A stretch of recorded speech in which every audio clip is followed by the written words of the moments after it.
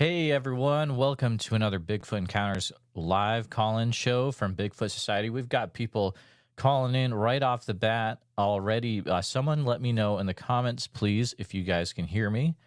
And then we will get started with a quick rundown of who we've got here already. But still, let's see if anyone can hear me yet. Perfect. Thank you, Donnie. All right. We've got first in today, we got Bobby Younts. Morning, Jeremiah and friends from Central Florida. Awesome. We got Leanne here. And Bobby, thank you for being a YouTube channel member. And Donnie's here. Thank you for being a member as well. Hello, everyone. Scotty is here. We got Laura, and we got moderator ready to do what needs to be done. Squatch and Holler. Great to see Roger. Make sure you follow his channel as well. We got Stephanie, YouTube channel member. Hey, everyone. How's it going? We got Mr. Craig. Good to see you. We've got Gene here. Good to see you as well, friend. Rocky Toppin is here. We got Glenn Gray. Hike with Mike. Hello from the land of the skunk ape. We got Constance is here. Crazy Backyard Chicken Man and D. Smith with some kind words. Love your show. Thank you. We got Chris. Hello from Fouke, home of the Boggy Creek Monster. Well, and also we got Space is now a YouTube channel member. Thank you for becoming a YouTube channel member.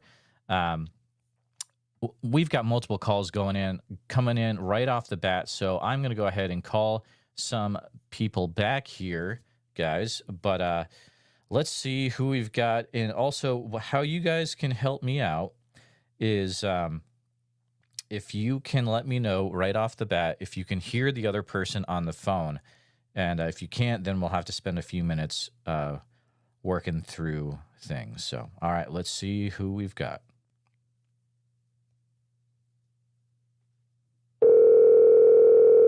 Okay.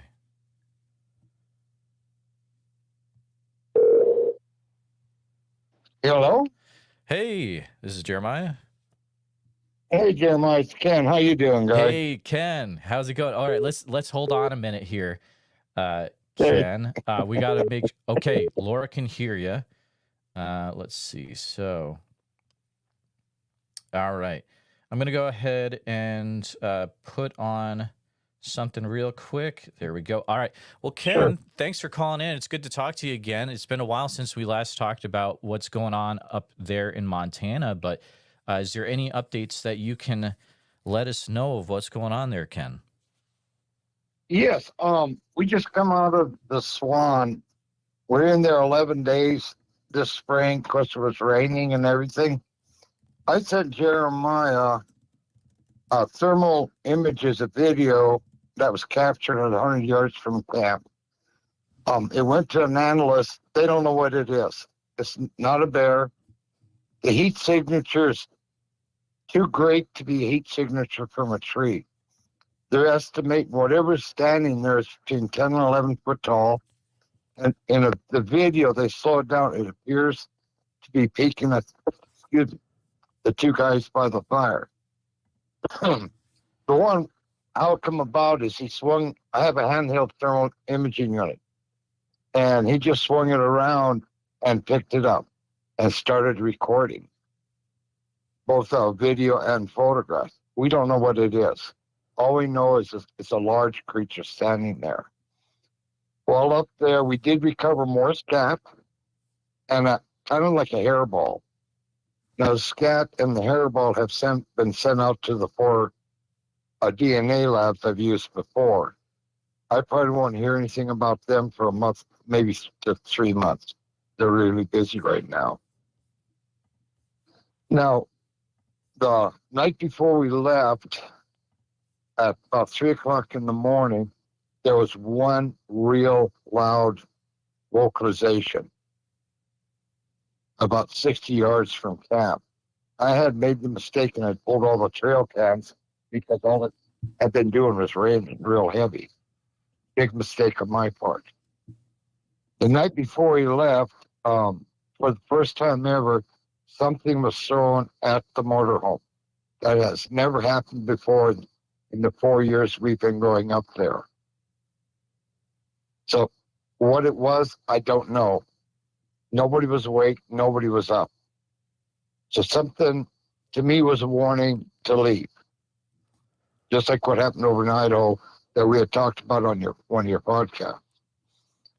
I did tear the camp down and left. Now I will be returning probably in about a week, 2 weeks, back to the same area. I'm going to do a tent camp in there for about 4 days. And I'm going to see what happens. I'll be putting out the trail camps and everything. I've got the chance to talk to more of the locals about their sightings of Bigfoots on their property, driving the logging roads for firewood. One approached us. He wouldn't tell me exactly where or who, because it was an old man. It's kind of being confidentiality on that one, which I fully understand. This area is very, very active. I received a call 3 days ago. They've seen Bigfoot walking along the highway and in the area that we do our base camp there in the Swan. So that's about it right now, Jeremiah. It's just been planning to go, and then I'm headed over eastern Montana to Wolf Creek, and that's south of Great Falls, between Great Falls and Helena. There's some fresh reports over there, so I'm going to be meeting 2 of my members to go over with me. I'll be going in through Rogers Pass down there to set up a base camp. So that's pretty much the update right now. I will let you know, Jeremiah, when I get those lab results of that scat and that coughed up hairball, I guess you want to call it. Yeah. The hairball did not look like anything a cat or a dog would have coughed up. The hair, it's totally different. Yes, and you know where I've got it frozen at, alongside the other one. Mm-hmm. Oh, yeah, I know. Yep. Yeah. It's been a while since we talked, but I'm remembering now. Oh, man. It's so good to talk to you again, Ken. Remind me how long you've been researching that area for again? Oh, 4 years. 4 years. That's right. Yep. And guys, just to make sure everyone's on the same page, this is Ken Metzger. He is with the Montana and Idaho Bigfoot Research Group on Facebook. And I've talked to Ken about 2 times on Bigfoot Society. This was about a year or so ago. Yeah. You can go ahead and check out those episodes if you'd like to hear more about what Ken has been up to in the past. But did you say you were going to be tent camping, Ken? Yeah, I'm going to do tent camp this time. Oh, man. Have you ever done that before in that area? No. My kids say I'm being dumb about doing it, but I feel, in a way, I have to make amends, so I don't want to take the motor home. And there's a particular spot I want to put the tent at. Now, the tent will have, looking away, solar-powered motion detectors. Now, there's 3 lights. There's 72 LEDs in those 3 lights. Anything that triggers that, I will get that either on video or photos in color. Plus, I'll have my trail cams in that. Little campfire. I'm going to try it. I don't mind going alone, as I kind of enjoy it. I don't have to be aggravated by people that come. But this would be the first time I'm actually going to go in with the tent. Wow. And to see what happens. Ken, you got to tell me what happens after you, because, man, 4 days tent camping in this area, it's going to get wild. I absolutely know it's going to get wild, dude. I hope you're ready. Oh, I'm ready. Don't worry, I don't have to change your clothes with me, if you know what I mean. Oh, yeah. No, I hear you. I hear you. Oh, man. Dude, I'm so I'm glad that you were able to call in, give us a little update. Sounds like things are getting wild in the Swan Mountain area. It is. It's probably one of the most active areas right now in western Montana. From the reports I'm getting. And we are getting reports out of the Oxbow, and that's up off the Yak River. Okay. So that may be an area I may head into later with the motorhome and that to do a base camp. It's just trying to decide where to go. And I'm trying now. It's the most current reports is where I want to go. Absolutely. And that's so. But yeah, we've been into the Swan now 4 years, at least twice a year. Yep. Yeah. Guys, you need to make sure if you're interested in what Ken has been sharing, make sure you go over to the Montana and Idaho Bigfoot Research Group on Facebook and make sure you join that if you're interested. There's some really cool stuff that's shared in that group. Yeah, and make sure you answer the questions if you join. My moderators and that are really particular about that kind of stuff, which has really been good. Also on a group site is the audio I just got done recording. We put the link on. I sent you, Jeremiah, that link. Okay. To that audio. It's an hour long. Oh, wow. And it's basically me talking, how I started, why I started the group, my encounters, how I do my field research, and all that. That's great. Yeah, definitely check that out. Yeah. Good stuff, Ken. Please stay in touch with what's coming up next. I will, and I will, Jeremiah. You never know. Beyond the blue, we need to talk. Absolutely. Hey, I'm ready. I'm ready to go. You just let me know. So. Yeah, I will do. And I'll say it was nice meeting you all. And I'm going to get off. I got to take some medication. So yes, sir. You guys take care and God bless everybody. You be safe. Thanks for calling, Ken. You bet. All right, Ken Metzger, great guy. Oh my goodness, we have people calling in. All right, let's call back next person here that we've got calling in. Anyone who is in the chat that can let me know if they hear the person right off the bat. Thank you.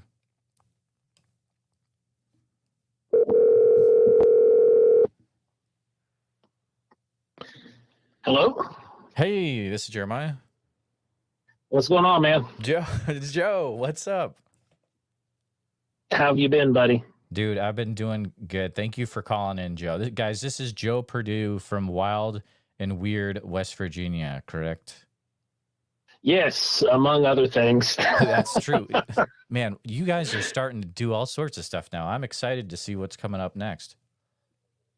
Yeah, we've got a lot going on in the bag. There's a lot of stuff that I can't quite talk about, but we do have a show coming up if anybody's interested in it from Small Town Monsters, called Paranormal Horizons, and we're going to be covering topics from Bigfoot to UFOs, aliens, contact, hauntings, you name it. If it's strange and unusual, we're going to take a look. I'm excited. I think I'm going to be seeing you next weekend over at Monster Fest, right? Heck yeah, man. We can't wait. I'm excited to see you and all these other folks that we normally only get a chance to see like once a year at some random off show. And but it's really cool. We're going to be at Monster Fest in Canton, Ohio next week. You'll be there. We'll be there. Anybody who's cool is going to be there. Mm-hmm. So, you definitely, if you have the ability to get out to Canton, Ohio, want to do that next weekend, tickets are still available over at smalltownmonsters.com. Absolutely. You'd almost think like I'm a professional sales pitch guy at this point, right? You're really good at this. So aren't you guys doing you're doing something at Monster Fest too, right? Yeah, we're doing a workshop because we do all kinds of workshops like that we host, and we have folks come out to those, and we teach you basically how to do the thing, whether it's Bigfoot research, paranormal research, looking into the UFO phenomena, and essentially it's like a whole day intensive when we do those. And this time, we're going to be doing one of these kind of like in a reduced fashion. You get to have us for an hour and then come hang out with us and talk to us the rest of the day and pick our brains. But we're going to be doing an equipment demonstration to show folks the kind of equipment we take out into the field, what it's used for, why it works, what it does, and what we're using it for. Nice. Dude, I'm excited for that. There's some great workshops that are going to be at Monster Fest. I'm glad they're starting to do that. I'm going to be doing a live podcast there. I'll have Justin from Cryptids of the Corn as my guest for that. It'll be a good time. It'll be Sweet. great. So I know you've got the show coming up, and there's obviously you've got stuff that's going to be in the show, but can you give us any updates maybe about what you guys have been up to Bigfoot wise out there? Yeah. There's so much Bigfoot wise that you can't really cram it all into a show like that. That's encompassing everything. So you get to do a couple episodes here and there, and you cherry pick some of your best data, and then you go into those areas and hope for the best. But man, Wineberry, if anybody who is familiar with Wild and Weird Radio and the Wild and Weird West Virginia and what we do, then you've seen our videos that started back in 2020, where we were going into this location that's in Wyoming County, West Virginia, and we've codenamed it Wineberry because you're not going to find Wineberry on a map. So it's kind of like our code name for this area. And we actually have a resident who is a member of our research team who lives there now. And it's her family's property. It's been in her family since the 1700s. There's graves up there in a family grave site that is absolutely remarkable because they're hand carved. Like you can tell they're hand etched and not with like stone carving tools. It's just what they had on hand. And that area is always giving up new data, and it started with a Bigfoot report where we went out, we found track casts. There's now, over the last few years, there's been nearly a dozen tracks that have been cast, and we're well over 50 that have been photographically documented and measured and whatnot. So it's a really, really active area. And some of the more recent stuff that we've gotten out of there from Beth was some audio recordings. She went out and she there's an old house that's on the property. And when I say old house, it's like a one room kind of, we would consider it now like a shed. It wouldn't be, but it was an old house. It was a one room house back in the day. And it's still in fairly decent condition. So she'll go in there sometimes and take a sleeping bag. And we've got her some decent equipment to run. And she'll go out there and she'll set for the majority of the night in the house and just record audio and use whatever kind of gear she's got with her at the time. And she's brought back some really interesting audio samples. You'll hear some of them in the show, but there's so many, I don't have a problem talking about those. Right. One of them, it's remarkable in how close it sounds to the samurai chatter from Ron Moorhead. And and it's Ron and I had also heard that. Ron is my partner at Wild and Weird West Virginia and West Virginia House Rangers Collective and Wild and Weird Radio and all that good stuff. Oh, and sorry, let's clarify. When he says Ron is his partner, he doesn't mean Ron Moorhead is. It's Ron Lellan. No. So yeah, two sorry, Rons, not two different Ron, Rons. Yeah, two Rons, but their brains work about the same. Pretty much, yeah. So me and Ron Lanham were out at our farm, my wife and I's farm, and we heard this same chatter and we recorded it. We actually got it recorded. Seth actually released some of it in the Mountain State Monsters Sasquatch Unearthed episode. So you can go back and hear some of that. But there's clearly voices down in the ravine, and there's no people there. It's a couple hundred acres of family-owned property, and cattle are the only thing that's there. And then as far as people go, the next closest people is the opposite direction. The direction that we're facing when we recorded the audio goes on for, I think, 3 or 4 miles before you come to the next house. And so We got some really good audio there, and it sounded very similar to what Beth had got, and again, really similar to what Ron Moorhead had recorded back with the Sierra Sounds. So we've been really excited about that, and we're looking into installing some long duration recorders out there. Wow.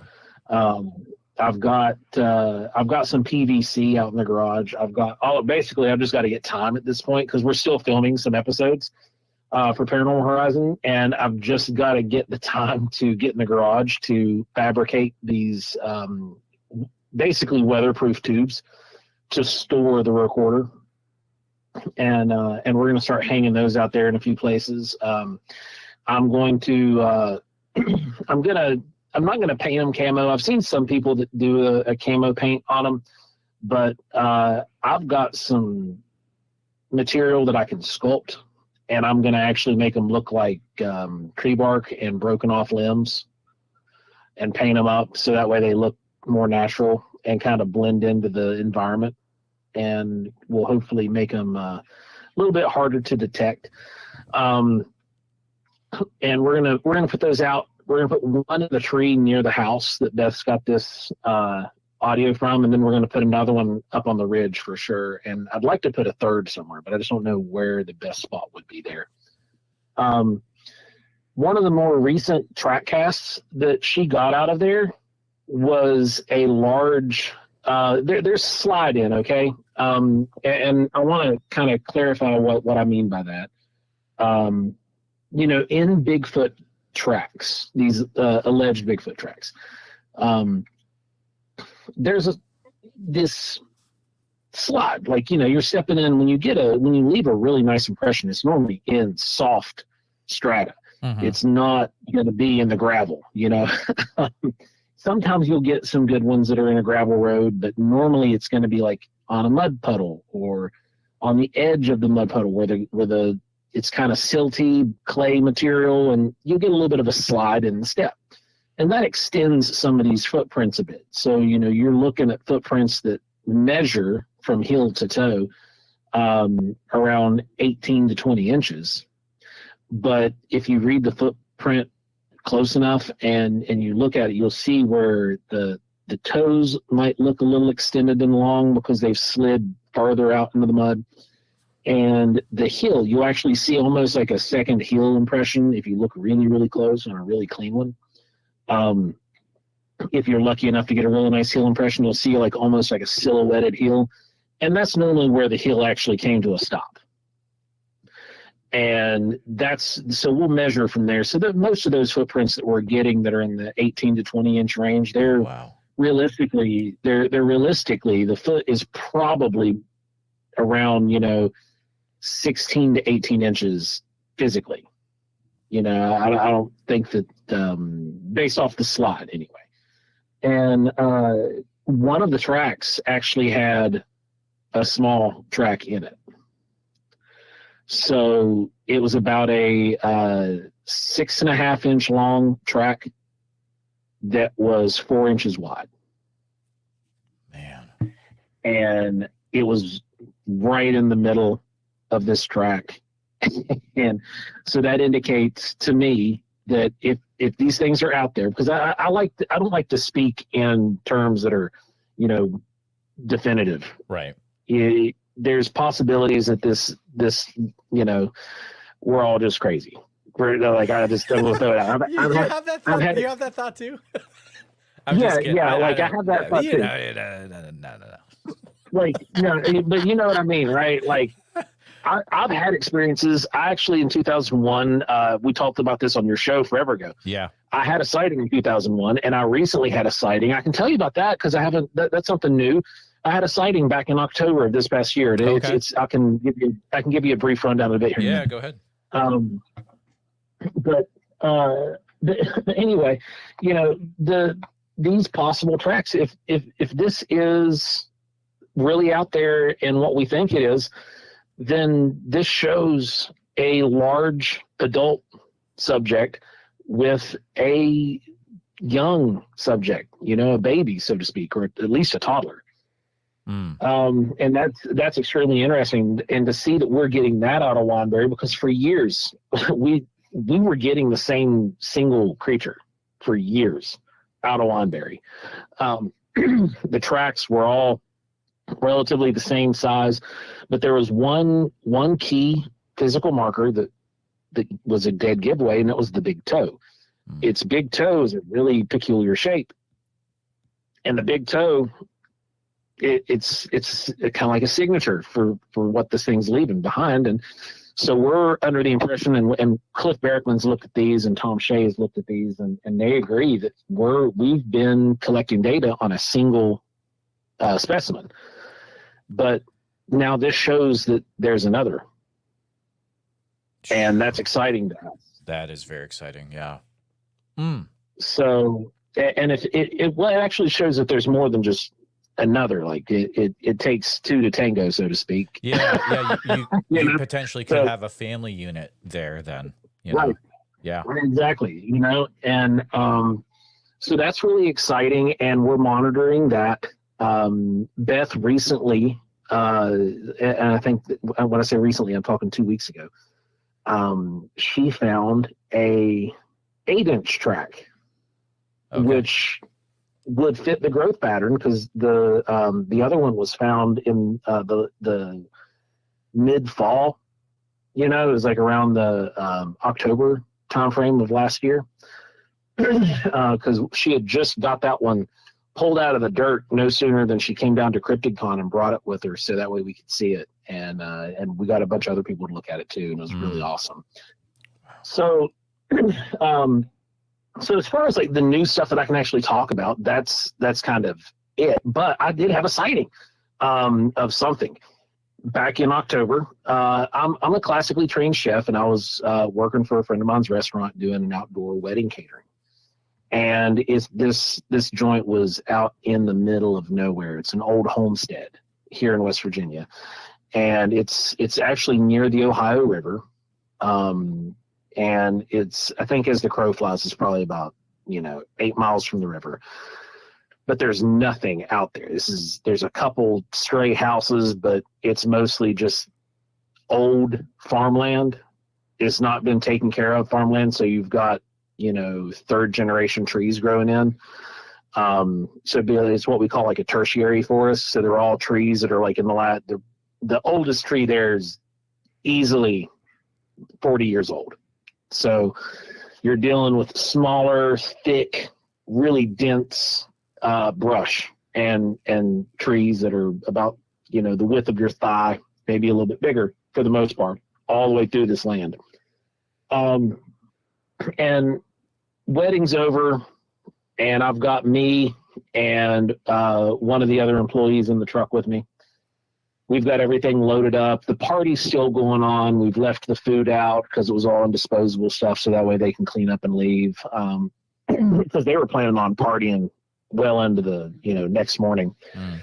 And we were done with dinner right around dusk, and we'd got everything packed up, and we were rolling out. So I still had a little bit of ambient light, but my headlights were on, and we're leaving the party. We drive out, and it's me and this other employee, and we're going out this dirt road, and I see in a silhouette of this thing. I'm like, oh man, there must have been an old house that was sitting there, because it kind of looked like an old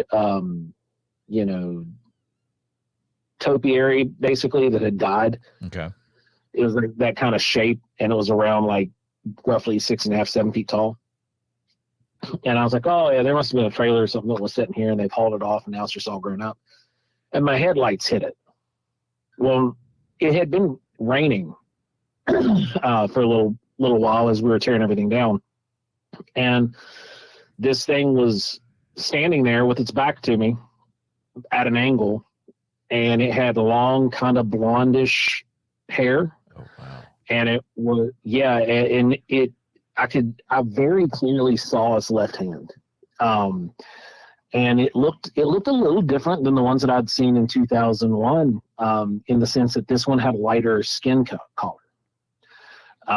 It was more like a tan, ruddy brown rather than like a battleship gray. Yeah, right. That's what you hear that a lot. And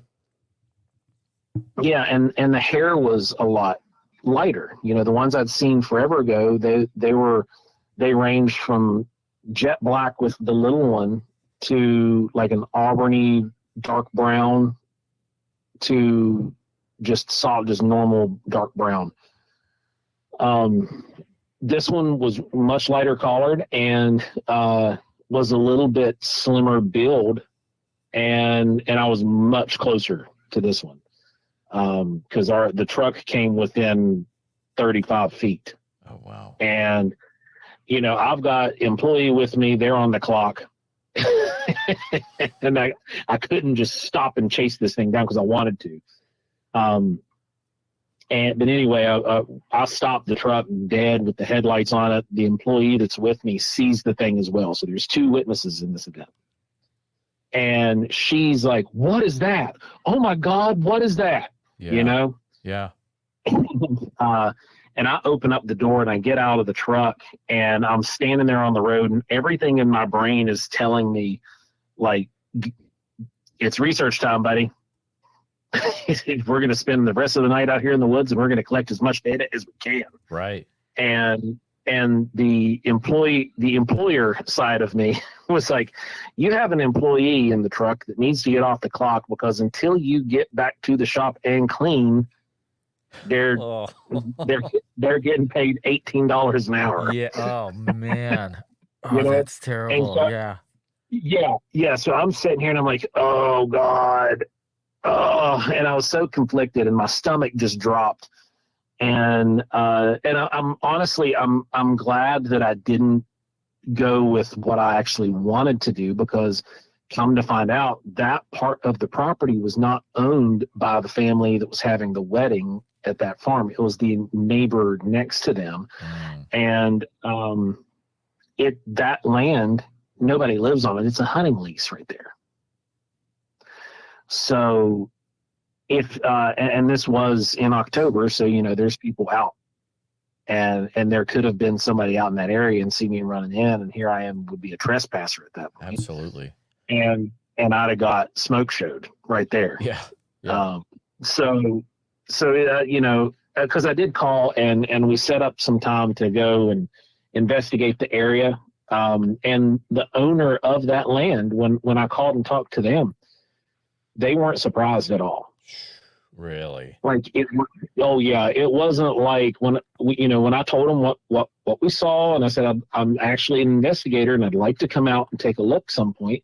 And she was just like, well, I'm not comfortable with you going out there until it's not hunting season. She's like, if you could wait until, you know, the turn of the year or into next summer, you can come out there, just call me and let me know, and I'll let everybody know you're going to be there and what you're going to be doing. And I've given you the green light.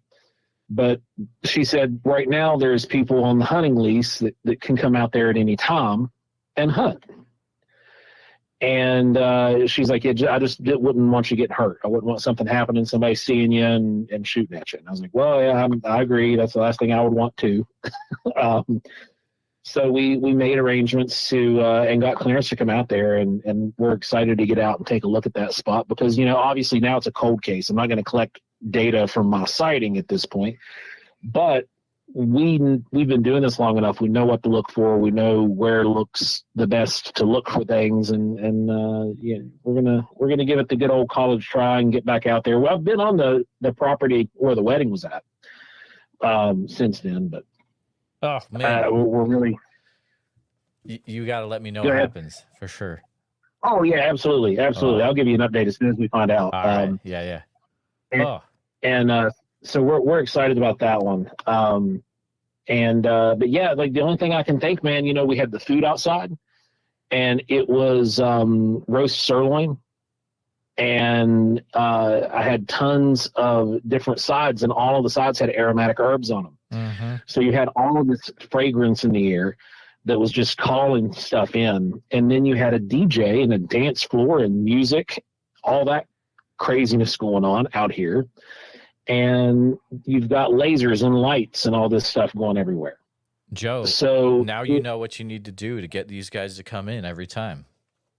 I know, man. I'm just going to go out in the forest, cook, and have a rave. Oh, man. You're actually going to get to see that eventually, by the way. Oh, really? Okay, all right. Oh, yeah. Okay, good. Yeah, we're at our next Bigfoot workshop.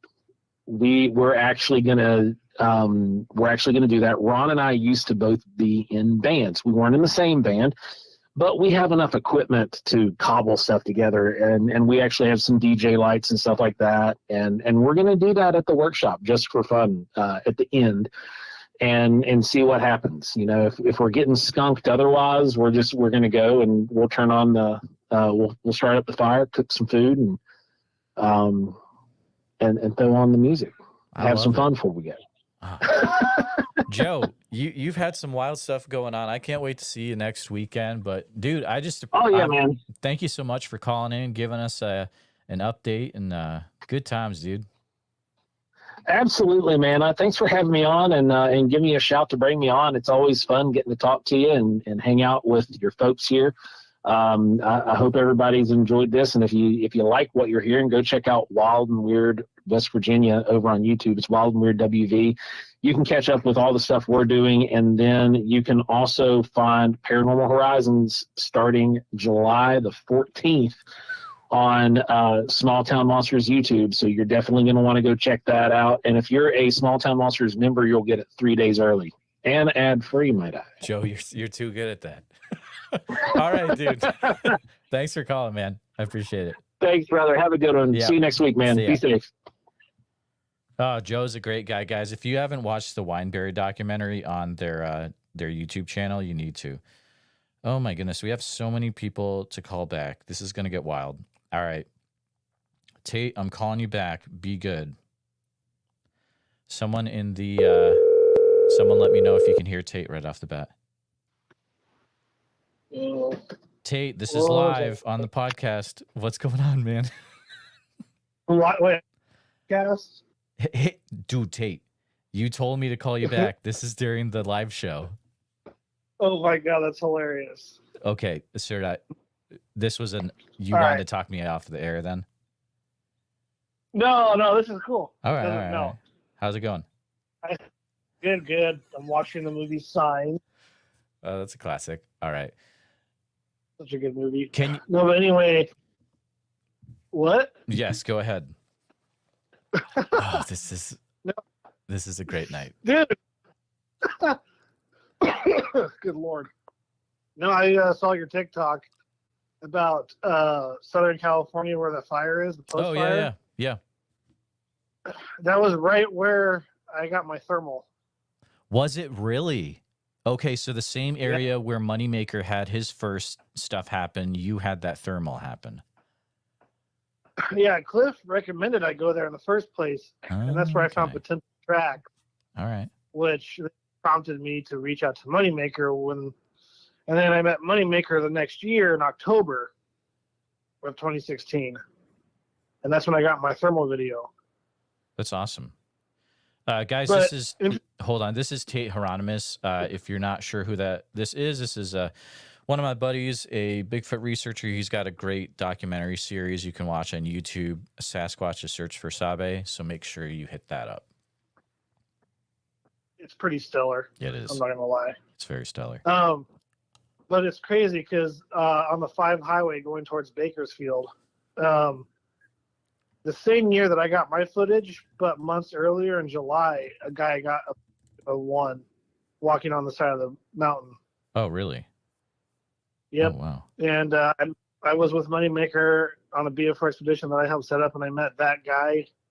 I don't think he's lying at all. And then we walked alongside the hill where that thing was, and there's no way it was a dude in a costume in Southern California in the middle of July like that. I don't think so. Yeah, I mean, you'd have to be crazy to do that, right? Like, that makes no sense. No, yeah. But no, yeah, that pretty much where you had the arrow pointing to where Moneymaker found tracks is literally probably within like 5-6 miles of where I filmed my video. That's awesome. What was the name of that area again? It's terrible. My memory is terrible. Los Padres National Forest. That's right. Thank you. We can bring it up. Yeah, Pyramid Lake's right there. Frazier Park is the biggest town. Nobody knows what Gorman is. Gorman is literally just like a couple gas stations and a fast food restaurant. But it's right next to Hungry Valley OHV Park. Okay. Gotcha. But yeah, the roads up there are pretty horrible, actually. You have to have like a decent lifted vehicle to get up that mountain. Dang. Because they don't really take care of it. They get washed out, so nobody can really get up there either. So that's wild. Can you give area. Maybe a little sneak peek of any cool stuff you got coming up, or are you keeping that close to your side? I don't really have any like thing crazy coming up. I have another commentary episode coming out. Nice. And then that's next month. And then after that, I have a brand new Florida episode for the Sabe series. And I was with Ron Reed and Ryan Golombeski, RPG, from Expedition Bigfoot and Finding Bigfoot. So we went out there, did some stuff, good times. And yeah, other than that, October is the only time I want to be doing stuff for the series, filming some new content then. Gotcha. Well, who knows what'll be coming up next, but make sure that you just it's the Tate Heronimus YouTube channel. You can look up Sasquatch, a search for Sabe as well. Make sure you're subscribed. He comes out with you do a new episode about once every month, right? On the 20th usually? Yep. I planned that, so every 20th of October I have a Bigfoot video coming out. So there you go. Might as well stick with the 20th month. Exactly. Well, I'm glad I talked to you tonight. Thank you for asking me to call, and you didn't even know I was doing the live show. So good stuff. Yeah, I had no idea. Like, oh, I'm doing the live show. Yeah, there you go. All right, dude. I got to keep it moving because I got people calling in. So good chatting with you, dude. See you. All right. Taking me out. Peace. Oh my goodness. Good old Tate. All right, let's see. Who do we got next?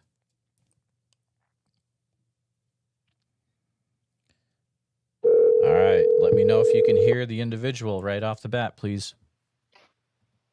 Hello. Hey, this is Jeremiah. Hey, can you hear me? You got it.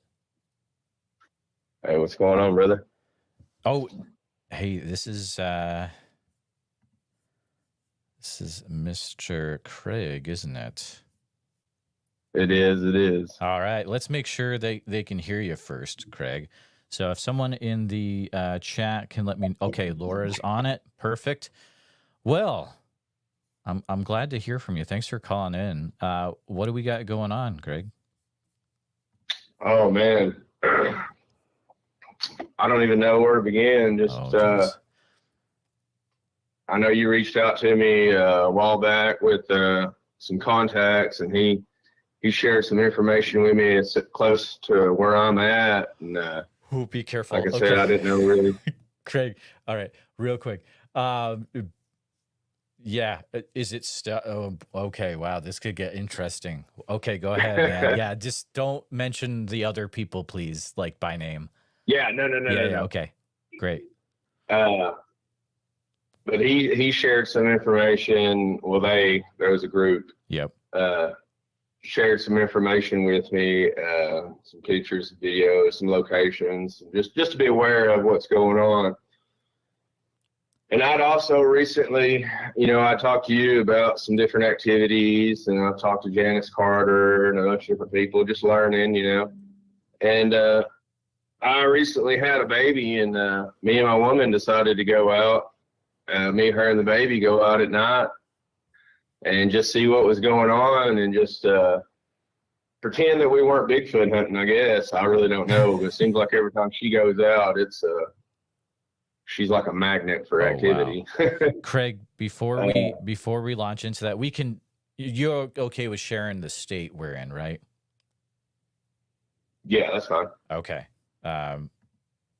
do you want to go ahead and say that? Tennessee. All right. And then that's pretty much the most we can say about where the location is, guys. So go ahead and feel free to continue, Craig. Yeah. So we went, she's been with me before in the daytime, but never went at night. She decided let's go at night. And I thought, well, we've got the newborn baby and, you know, why not have a magnet? You just to see, you know. We went, this area's got a lot of graveyards in it. We sat in a graveyard. As soon as we got there, we started hearing activity. She was freaking out. She's like, I can definitely hear stuff walking around. She's a non-believer, by the way. But she goes out, like, I don't know. She has experiences, but until she sees it, it ain't happening, right? Right. But we could hear, I had the recorder out, and we could hear stuff walk in, or we weren't sure what it was. Stuff, you know, a lot of activity, but it was really dark out. So we sat there for a little while. She got spooked. We decided to move to a different location. It's a location I've talked about with other people before. I've had some activity. It's a little bit more open, just slightly more open. We were just parked. We weren't even outside. We were just parked. As soon as we got there, set the recorder out, and almost immediately started having some wild action. Just noises, trees breaking, snapping, twigs snapping, movement. We were looking around, looking off to all the directions.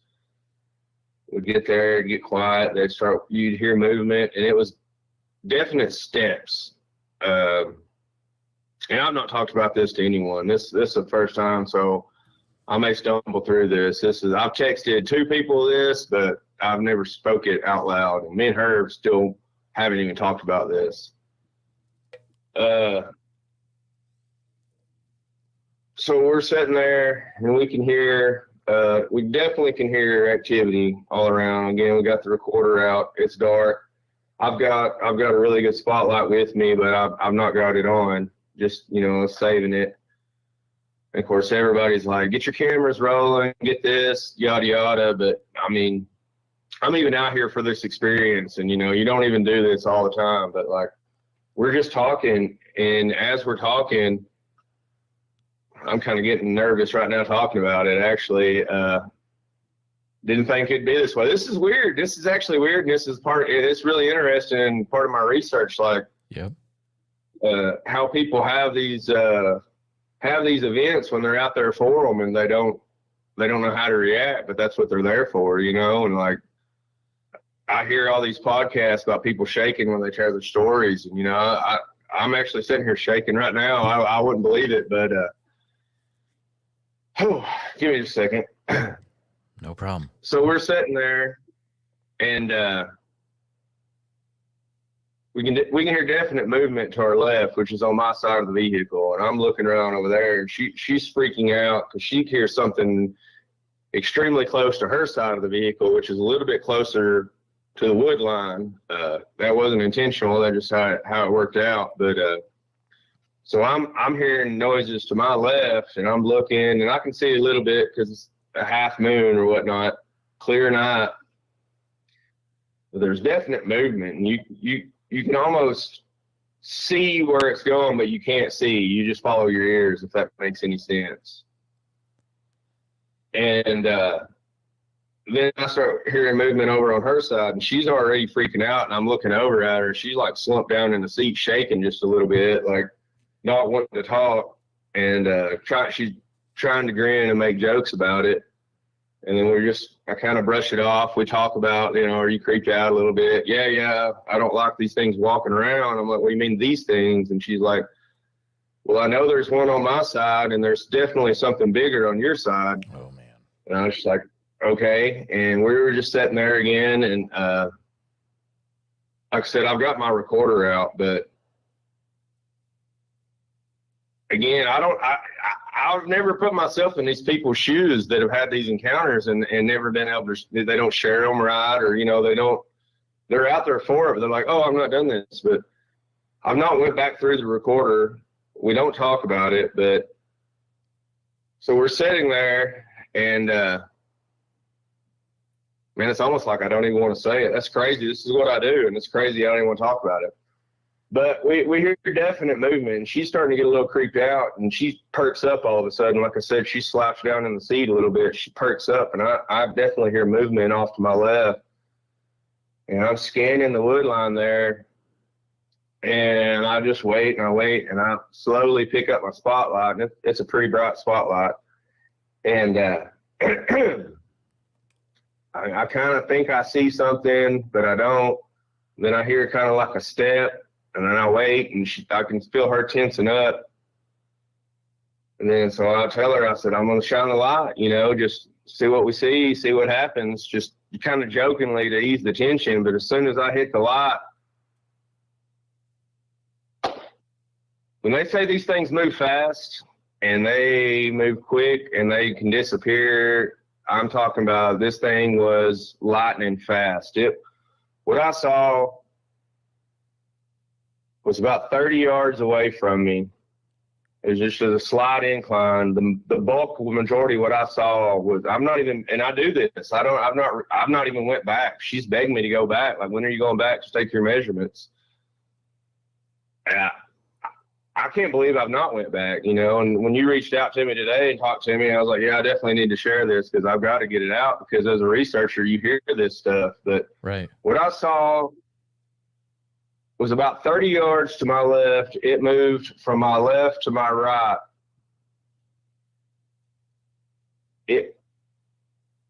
What I saw with the light would actually, I hit direct movement and actually caught the glimpse of it, was between 6 to 7, 8 feet off the ground. Like, there was more of it, but that's what I actually caught with the beam. Cause I didn't have it on, like a broad floodlight. I had it on a direct spotlight, so it just hit that instead of the broad flood, whatnot.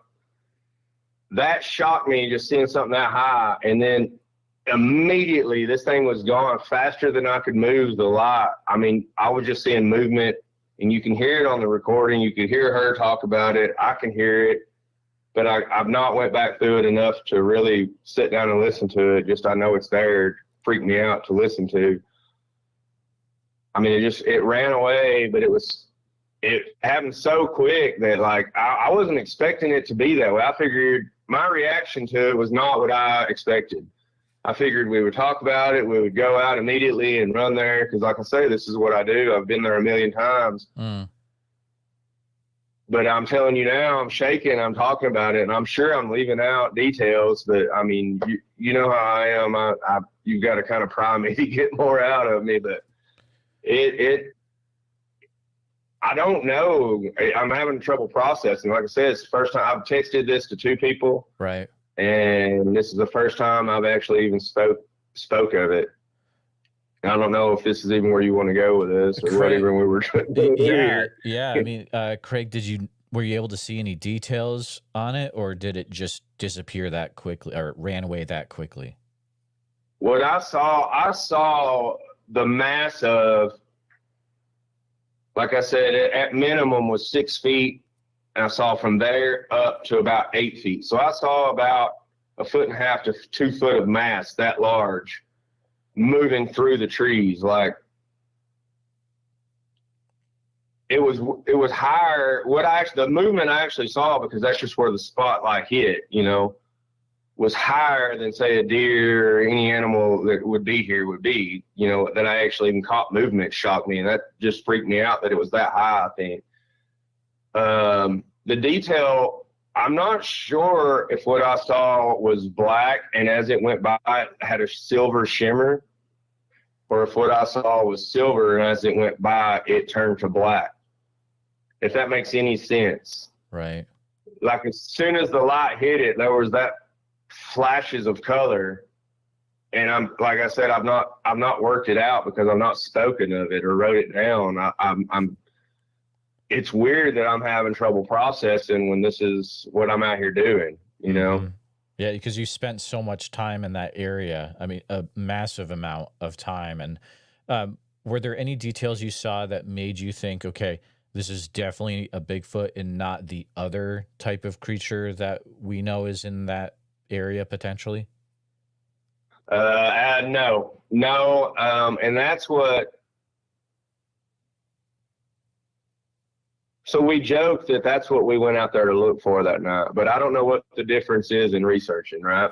Because like I told you before, I'm not real big into that, but I've been trying to get into it a little bit. And that's kind of what we joked about that we were going to see. And then, so no, I can't, and it's right on that borderline that we've talked about. So I honestly, I can't say for positive. I know that it wasn't a known creature because it was so small, right? Or not so small, but because what's there are smaller than what I've seen move through, and the way it moved through, the speed that it went. I've never seen, and I've run up on turkeys. I've walked up, everybody's flushed up deer and animal and how fast they move, but you can follow them through the woods even with their noise. This thing, it went so fast. And then you saw the limbs follow it, if that makes sense. Like as it went through, then the limbs caught up to it. That's really interesting, Craig. So when you say limbs, are you talking about like the arms?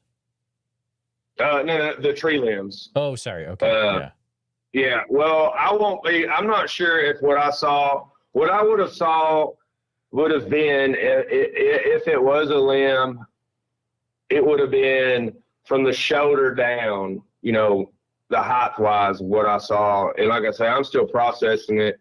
I talked to her. I told her I was going to call you and talk to you. And that was the first time me and her even spoke of it. And she was like, she even joked. She's like, well, I know I didn't see a Bigfoot. I'll just say it was a dog man, and laughed about it because I'm like, why would you laugh? If you don't believe it, why would you pick one over the other? But that's, I don't know.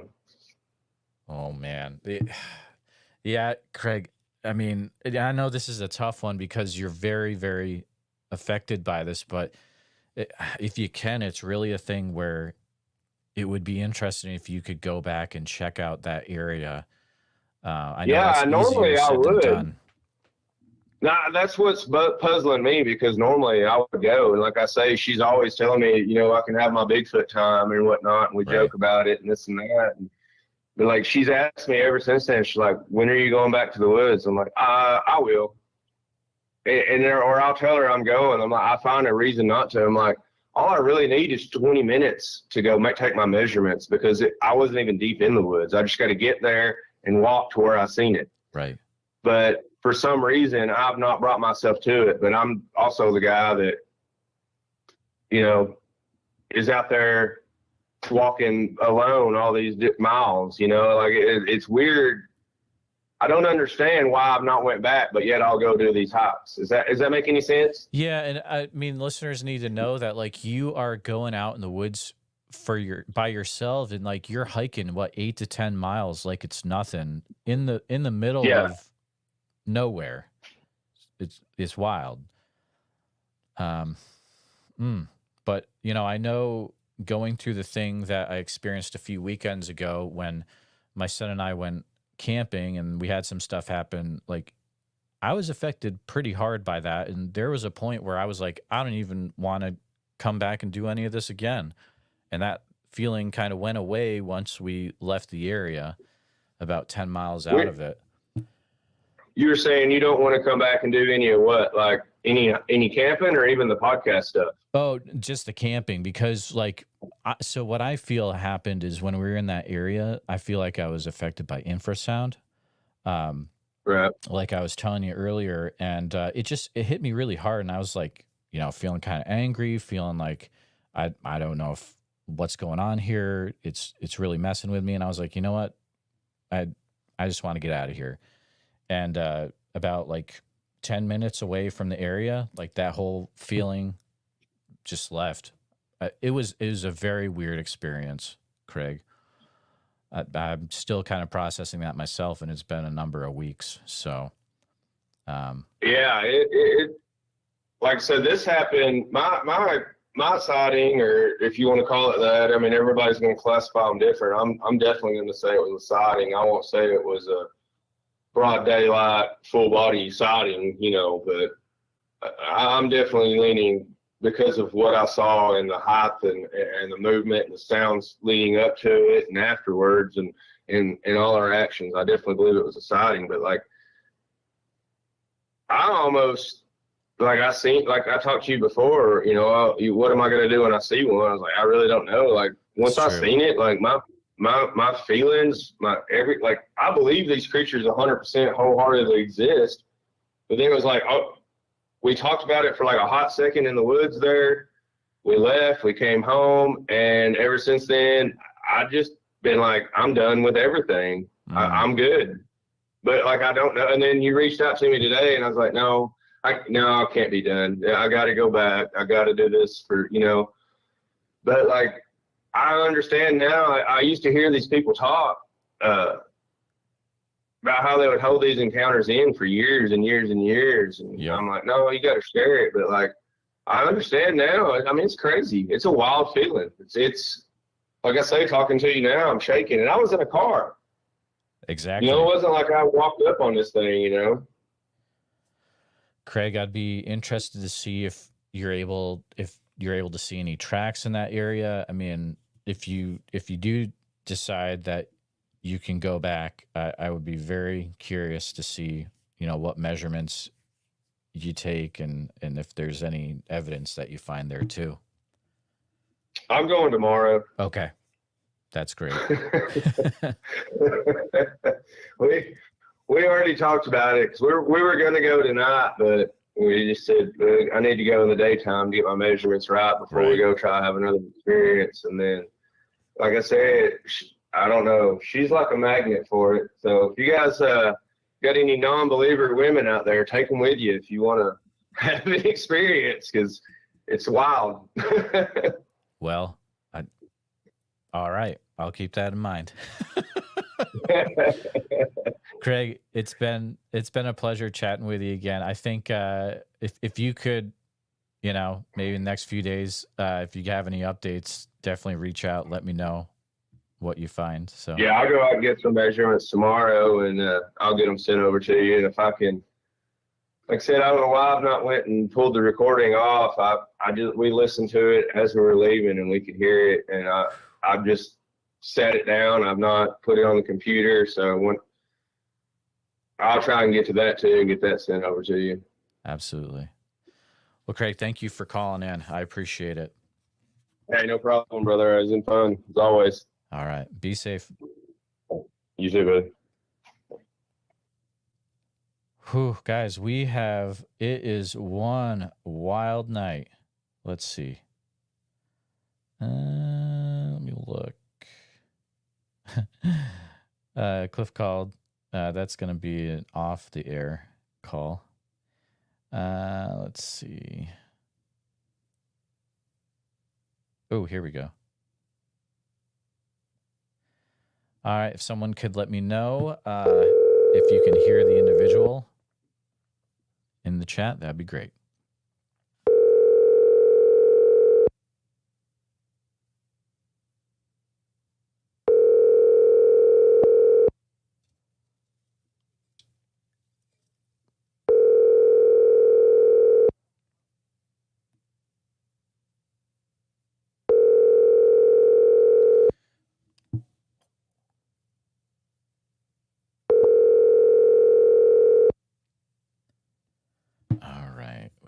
I think I may have to go to the next individual here.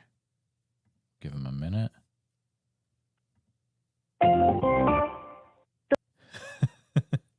Yeah. Oh, I see. He said he's not. Okay, we're good. All right. Let's see who's next here. Oh, here we go. Okay. Oh my goodness. What is going on? Let's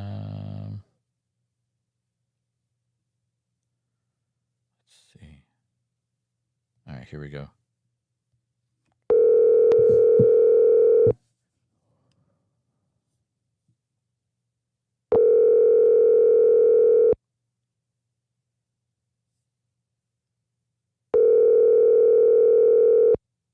Still trying to call people back. See if we got anyone that can pick up here.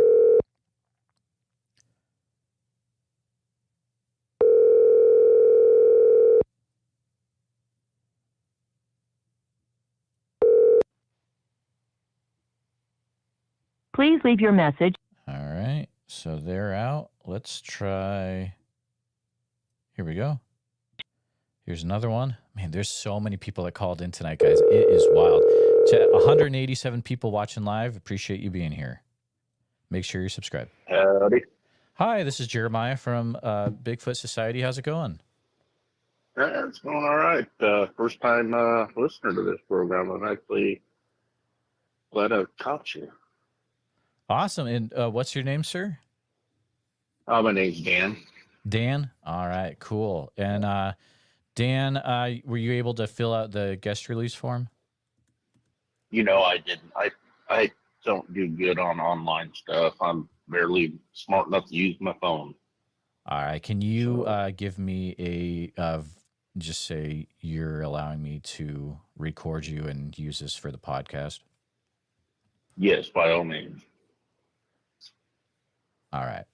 And Dan, where are you calling from today? Out of Springfield, Oregon. Springfield, Oregon. Well, I appreciate you calling in, Dan, and by all means, feel free to share what you've encountered so far. Well, I may have mentioned a few things to some family members and whatnot about an event or a sighting that I had. It more or less, it's more of a typical sighting that most people, I guess, have heard throughout the years. As I work for a local, I'm not going to say the company name, but a company that moves vehicles around, obviously. So we go into some pretty rural areas. So I was taking a vehicle to Sweet Home through Marcola. It was a relatively beautiful day. It had to be around September, or around that time, about 2017, 2018.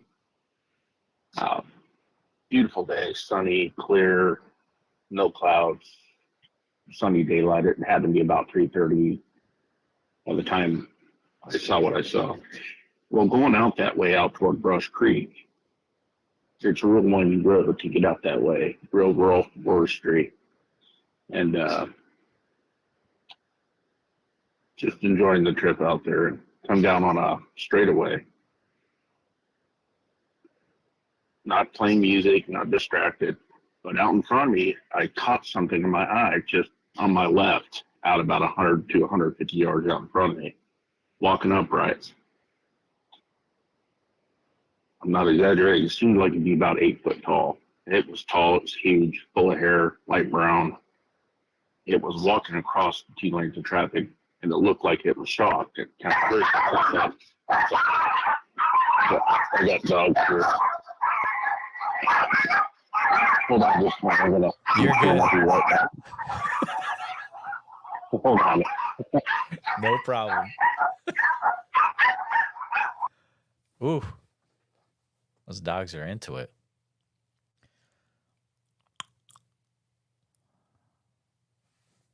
Let's see, we got a lot of people. Hey, Pat McFarland, good to see you. Old friend. Yeah, Jackie says this caller is in my playground. That's right. You're from that. I think you mentioned earlier, Jackie, you're from that area.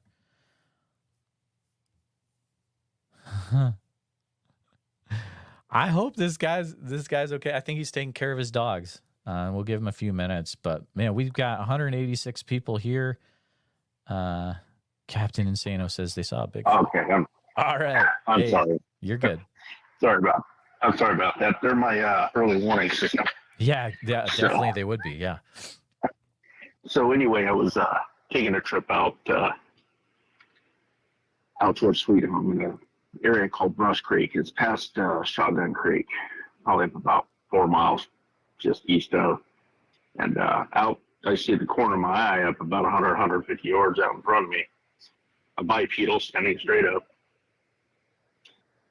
Like light brown hair, had to be easily 7 feet, 8 foot tall.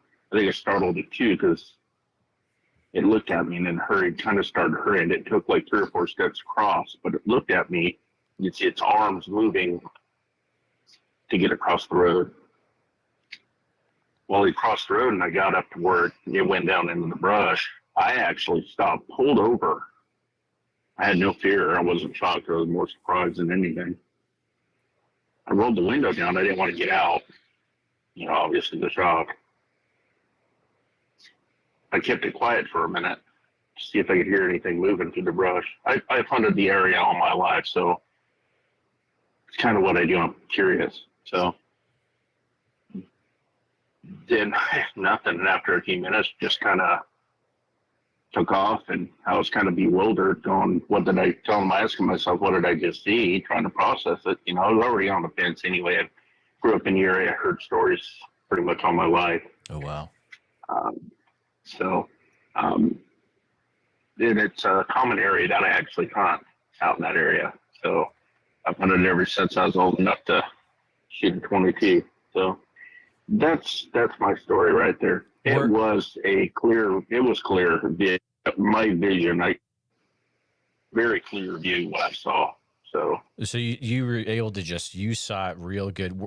Did you notice any details of the face at all, or? I think because it was a quick reaction. I think the event only lasted less than about between 7 to 10 seconds. It was like a quick.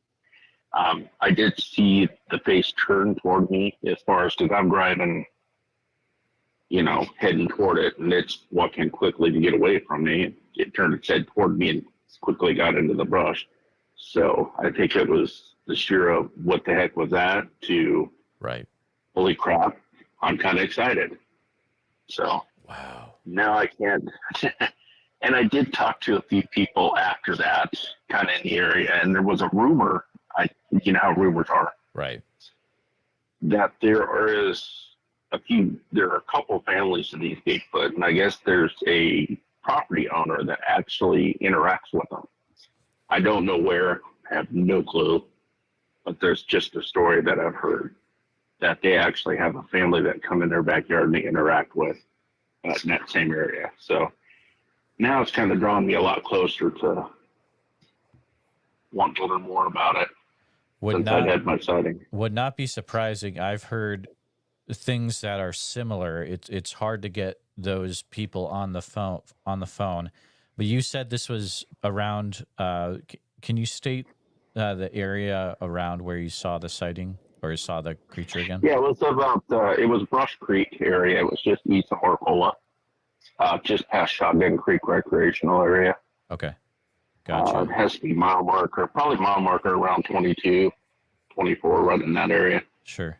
But it's, like I said, it's not the first time I've heard those stories in that area. So it's obviously here in Oregon, it's almost a common thing from loggers to people who live around in the area. It's pretty common. A lot of old folks don't talk about their sightings they've had. So. Absolutely. Well, Dan, thank you for calling in and sharing your road crossing sighting. It's very interesting and just another dot on the map for Oregon for sure. So thank you. Yeah, you're close to it right there. Yep. It's going to be a little north of that, I believe. Nope, there's Marcola. And then past Mabel. Okay. A little bit north. Yeah, a little bit. Yeah, a little bit northeast up in that area up in there. Gotcha. So you're right in that area right there. All right. Great. I appreciate you listening to my story, and I'll be listening. Glad I found your platform. I'll be listening. Thank you, Dan. Have a great night. You're welcome. You too. All right. Great call from Dan here. Let me try to wade through who's called here. Let's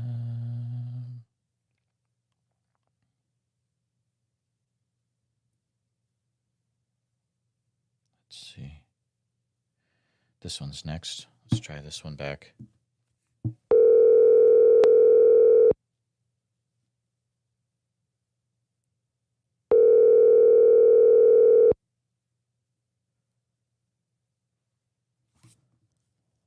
Hello? Hi, this is Jeremiah. Hello? Hi, this is Jeremiah. Hello, this is Kevin. Can you hear me? Oh, hey, Kevin, how's it going? All right, how's it going? Dude, I've had so many people calling in. I'm excited to talk to you. Do you mind introducing yourself really quick to the listeners and listeners, if you can let me know if you can hear Kevin in the chat, and then after we hear that, we'll go ahead. Oh, okay. Yeah, I was in the chat. I was listening to the sighting, and maybe I was behind or something on the chat. Is a little behind, but yeah. Anyway, this is Kevin Lellan, and I'm in Eastern Washington State. At 10 years of age, I saw Roger Patterson in person present the Patterson-Gimlin film, and so I was hooked. At that time, I've been a Bigfoot enthusiast then, giving away my age here, but I've been an enthusiast for 57 years. Yeah, and stuff's going on up here. That continues to go on.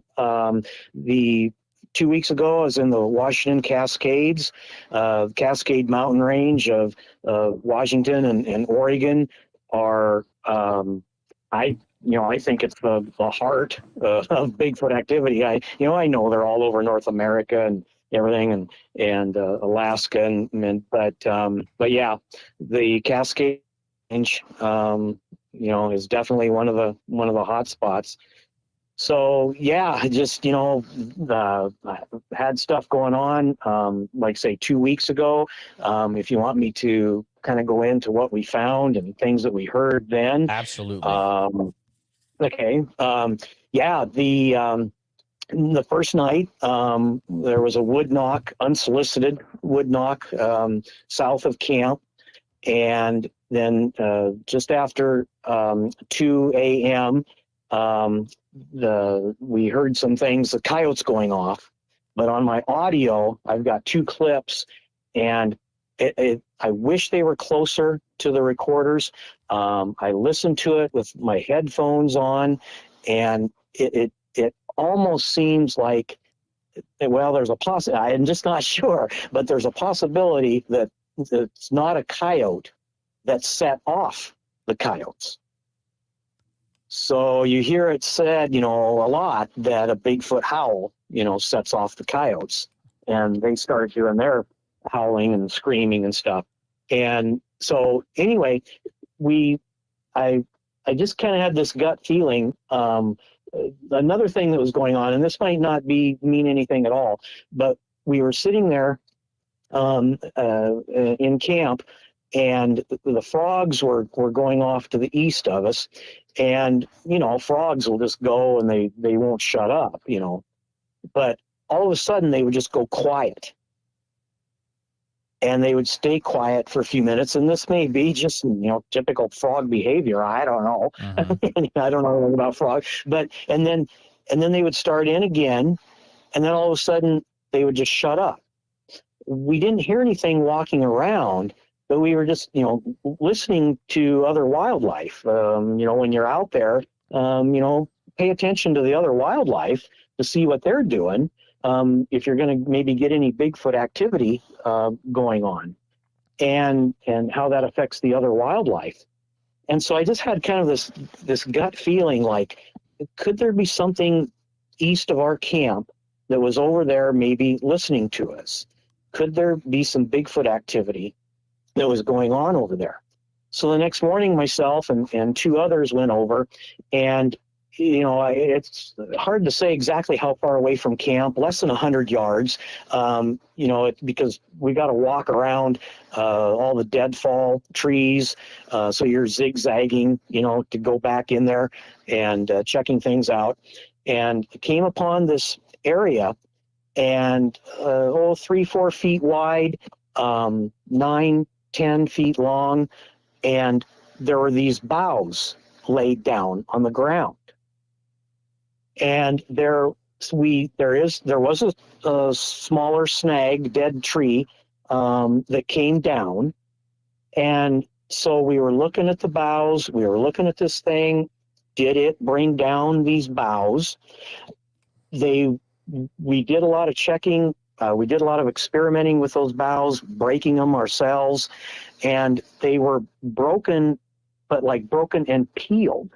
So 2-3 inches up the little limb of the broken bough, the bark was peeled away. And so we're thinking, and all this is laying there by this downed tree. I looked and looked for hair. I can't tell you how long I looked. And I'm like, okay, come on, got to find some Bigfoot hair, Right. Here in the spot. Yeah.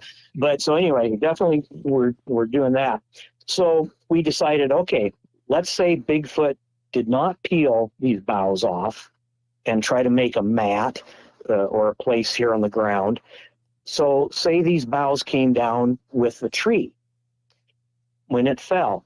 But at the same time, I was going through this matted area, and in places there were boughs that were 4 or 5 boughs deep. So we're like, okay, so then, let's just say, okay, it's not big. Let's say, okay, don't jump to saying that it's Bigfoot right away. Mm-hmm. Let's say the tree did this when it fell, when it came down. But then about 30 feet away was another spot, and it was just a small little area of boughs that were kind of piled up there. And there was another little tiny snag, a little deadfall right along there. And on the one side of the deadfall were 2 sticks in an X. And on the other side of the deadfall, there were 2 sticks that were there. And around one of them was another stick that was not broken in half, but cracked. And it was wrapped around the one stick and then made a V shape on top of this other snag. Now, I'm not much into all these X's and all this stuff in the forest because I see it millions and millions of times. Here in the Pacific Northwest, we've got, snow load, we've got freezing rain, windstorms, and so there's all kinds of this stuff, the way things come down. But so we found this possible, that was it a resting area? Was it a possible kind of a bed? Was it a spot where they were listening to our camp? So like I say, we tried to rule this stuff out. Say nature brought that tree down, say it brought those boughs down in the one spot. How it kind of piled them up, I don't know. But then, like say 30 feet away was this other spot. And so you combine the two together and it was like,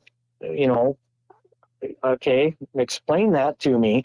That's what I always do to people. I always say, okay, you explain that to me, help me out, explain this to me, how did this happen? Exactly. So then later in the afternoon, 2:30 or so, I took another couple investigators because they were out that morning exploring in a different direction, bushwhacking in a different direction. So I took them back, and I said, hey, you got to look at this, take a look at this. So I had some other people back there from our camp, and 3 of us hung back, and we were hanging around, and we still kept looking, and we had circled that morning, myself and the other 2 that were with me, we were doing circles around there, trying to find, any other signs that could point towards Bigfoot, but anyway, in the afternoon, myself and 2 other people were back there, and all of a sudden the one guy goes, I hear something walking back over there, further to the east. And we're listening, and we could hear the little twig snaps. There was something moving back over there, and there was kind of a vocalization. I thought, okay, that sounds like maybe like an elk. Elk will do like a mew, mew, kind of a thing. But then all of a sudden, we heard rock clacks. No duh, elk do not do rock clacks. Right, that's not an elk thing. Yeah. And okay, so hey, that if you know me, I'm always trying to rule out stuff. It's like, okay, what else is out there? Elk, fox, bear, that's going to do things. But okay, then all of a sudden these rock clacks start in, and I look at the other two, and I said to the one, I said, "That's rock clacking," and he said, "Yes, that's rock clacking." Right. And so, yeah. And so we're standing there listening. And then the other one, he was a few yards in front of me. And the other guy, he's got, I still keep hearing it. There's still something moving over there. And so, like I say, I can't remember how long. It wasn't terribly long that the rock clacking went on, but it was several times. And then I took a little twig and I tapped on a dead stick or a dead limb sticking up out of a deadfall, a down tree. And so I kind of did my own little tapping and to try to see if I could get any kind of response in that. And well, the rock clacking stopped. So Gotcha. they didn't want to try to, answer or do anything like that back. And so anyway, it wasn't a nest, but was it a spot? It was definitely in a location where they could easily listen to our camp. And so was there something going on there? Like I say, I just can't say 100% sure. If we would have found some hair, then I would say for sure. And not just jump to the conclusion that Bigfoot was making some kind of a mat or some kind of a place to sit or lay down. Exactly. So, yeah. That's a thing where, because when I see stuff like that, I'm always thinking, okay, maybe Bigfoot, but potentially bushcraft. But you mentioned some stuff that's like, it's very weird, right? And especially the rock clacking. I mean, that's very weird. Yeah, it wasn't, and we didn't find any, kind of, shelter type things, like you say, Gotcha. Like somebody practicing survival thing or anything like that. There was no lean-to. It was just that that mat of boughs laid out, and then, like I say, 30 feet away, there was almost another spot. And of course, in my mind, I'm picturing all this. Well, could it have been a Bigfoot and maybe a mama, and she took her little toddler and she's like, goes over here, and it's like, you sit here, you don't move, I'm going to lay down and listen to the camp, listen to those humans over there. And so, my mind gets going like that. But then in reality, to get, to keep it serious with investigating, it's like, okay, we got to rule out these other things. Like I say, boy, I wished I could have found some hair. I was sky high there for a few minutes. Like, there's got to be some hair around in here that could maybe point us towards Bigfoot. But anyway, like I say, that was in the Washington Cascades 2 weeks ago. And so, things just keep, I just keep having things continue to happen, but just can't get anything, on video. Right. So. Well, keep going. I mean, thank you for sharing about that. Is that a place you might be going back to, Kevin? Oh yeah, I've been there. Definitely. I've been there. Yeah, multiple times, and we'll be going back there. So yeah, it's a spot that it has activity for sure. For decades that there's been activity. Wow. So man. Yeah. Have there been visual sightings there as well? Oh yeah, there Really? has. Yeah. Oh my goodness. Yeah. So yeah, there's family units that have been in that area, like I say, for decades. And, you just, you got to just catch them, try to draw them into camp. I continue to do the curiosity type stuff. That's my approach. I'll play harmonica, flute type thing, and anything to try to get their curiosity going, and keep them around camp. Keep them interested in what we're doing. Absolutely. Well, Kevin, it's always a pleasure to talk to you. Do you mind taking a few minutes to talk about you have 2 books out now, right?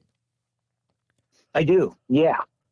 And the first one's called Incessantly Bigfooting, and the second one's called Incessantly Bigfooting Through Time. And they're fun reads. They're just short stories, and they're some of it is fiction, but others are based on true events. In the first book, I cover my sighting and the cast that I got of a track associated with that sighting. But otherwise, I wanted to keep it fun. I wanted to keep it lighthearted. And I think I accomplished that. There's a lot of books out there with sightings and research that's going on, but I wanted to do something a little bit different, and just maybe have people smile and get a chuckle out of some of the stories. And so yeah, they're available on Amazon or Barnes and Noble type things, Walmart bookstores type things. So I do have those 2 books out, and yeah, we just we were back at the place that I had my sighting in the Washington Cascades. We were back there 2 years ago now. Yeah, we were back there. Was it 2 years ago? And then we were also back there last year.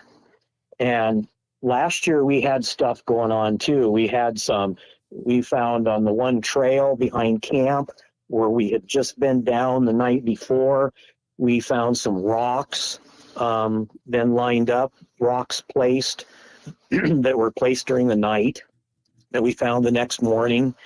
And we had some other stuff going on. I think I saw some eye glow. Yeah, we had some strange stuff going on too.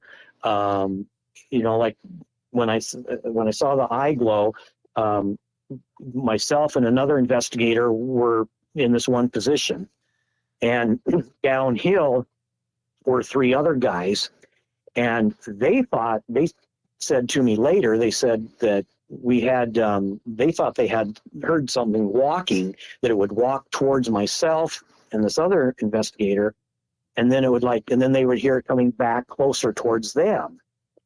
And when I saw the possible eye glow down there below me, I turned around and looked over my right shoulder, and down in the little gully, very dark down there. And so, and that's really, there's 2 spots, down there. And I was like, what? It's pitch black down in there, And so I said, to the gal, the investigator next to me, I said, hey, I think there might be eye glow down here. And I had my FLIR, and she had night vision, and we turned. She came around to my left shoulder, and she raised up her night vision, and I was bringing up my FLIR, but with my naked eye, then there was this flash of orangey red light that went through the trees, and she saw it through the night vision. Of course, she saw the light, and it lit up her night vision. And so she saw it that way, and I saw it with just my eyes. And, so, when it comes to that stuff, I don't know, I don't know what that means. I don't know what that stuff is. Right. Yeah, you can get into the orbs. Orbs have been seen in that area before. Okay. Gotcha. Yeah. Wow. So, So, is that associated with the Bigfoot activity? That's, that's a whole nother topic. Then sure. Going through. So, but anyway, so I've been back to back to the area where I had my sighting, continue to go around to North Idaho, Northeast Washington. In the fall of 2022, I was on my deer stand in Northeast Washington, and as the crow flies, it's about 11 miles from Bossburg, Washington. And those that know the Bigfoot history, Bossburg is the Bossburg Cripplefoot. Right. Yeah, 1969, the Bossburg Cripplefoot. So anyway, I was on my deer stand, and all of a sudden there's wood knocks ring out in the gully behind me, below me in my deer stand. And, and I'm like, whoa, that sounds like wood knocks, and so I had that happening. And so I didn't get a deer that evening. So I was back in there the next couple afternoons. And I guess, how do you confirm that something is a wood knock and not maybe a tree popping? Okay. Again, if you know me, if you know me, I'm always trying to rule out things, So, well, I was back like the next, was it even Sunday, Tuesday, Wednesday? I was back there, at least 2 more afternoons, evenings, same weather conditions, and did not hear anything that sounded like wood knocks at all, the next days. Okay. And so, but the first afternoon, the opening day of the season, and that late afternoon is when I heard these wood knocks behind me. Well, then the next spring, the next April, I'm in the same area and wild turkey hunting, and I stop and I was walking back into the timber, and I stop and get a drink of water, and I look over to my right, and on this stump is this old glass bottle, and kind of those antique-like bottles kind of thing. And it was sitting there flat on the stump, and there was a pine cone on top of it. And this was about 200 yards away from where I was in the deer stand the previous October. And so I go over and I took the bottle, I brought it home. I have a finger print kit, finger dusting. I dusted it for fingerprints, and the only ones that were on there is where I picked it up. Okay. Just with my, with 1990. And it only has the opening of like a ½ inch or so. And inside, there were all these little narrow roots, a little small piece of the roots. And they were plant root, and they were dried up. So it had been there for a while. And it, the bottle had maybe even been there through the winter. I don't know. The pine cone hadn't. Right. Pine cone sitting on top. Okay, a pine cone sitting on top of a glass bottle, laying flat on a stump. Okay, that's a once in a lifetime thing. And so, but yeah, something stuffed these roots in there. I doubt that a field mouse would have tried to have done that. I mean, he would have. There wasn't enough in there to really make a nest. In the sun, shining through a glass bottle, it would just bake a little rodent, a little field mouse. Right. And so, I can't see it surviving through the winter. A little field mouse or something surviving in there, trying to make a nest in there and surviving through the winter. Then let alone in the spring and having the sun shine on that. So somehow, like I say, it was filled with these little roots, and then, like I say, pine cones sitting on top of it. Wild stuff. Oh, Kevin, you always have very interesting stories. If listeners want to hear more that are like these, I did interview Kevin a few years ago, I believe. So you'll want to look through the prior episodes and you can find that. But Kevin, thank you so much for calling up and for sharing some more stories about what you've experienced over the years. yeah, I keep getting out there as much as I can, and everybody keep getting out there and enjoying themselves, and be safe. And thanks for staying in touch with me. And so, great show. Thank you. Well, you have a great night, Kevin. Good chatting with you. All righty, thank you. Good night. Oh man, wild stuff. Good to talk to Kevin again. It's been a while. Guys, we got over 200 people live right now. Thanks to everyone for being here. I wanted to shout out, and I don't know if he's still here, but let me look in the chat here. Where'd he go? Hey, we got Randy from the Sensible Bigfoot Project. Guys, if you like a channel like this, and also there's a ton of Bigfoot research videos, Randy is doing some great Bigfoot research, and he also has some great interviews too, so make sure you follow the Sensible Bigfoot Project. Let's see. I think I had one more here. Let me check. All right. Believe it or not, we're getting caught up, but I think we are going to try to call back one more person. And watch, the last one I call, this is going to be the one where it's going to be, yeah, we'll see. Fingers crossed.